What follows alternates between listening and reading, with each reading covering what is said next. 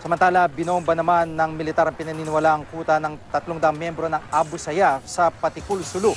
At may live report si James Agustin ng Super Radio DZBB. James? Jiggy, binomba ng mga tauhan ng 32nd Infantry Battalion ng Philippine Army ang pinaniniwalaang kampo ng bandidong grupong Abu Sayyaf sa Patikul, Sulu.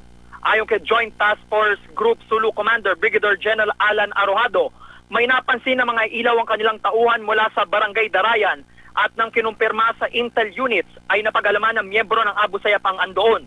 Nagpakawala raw ang mga sundalo ng 6 na rounds ng 81mm mortar sa kampo ng mga rebelde. Nasa 4 na rang metro ang layo mula sa lokasyon ng tropa ng pamahalaan. Tinatayang nasa 300 rebelde na sinasabing pinamumunuan ni Naradulan Sahiron at Hatib Hadjan Sawadjaan ang nasa lugar. Sinabi pa ni Arojado na agad na tumakas sa mga rebelde at posibleng may mga sugatan sa kanila dahil sa mga bakas ng dugo na nakita sa kampo.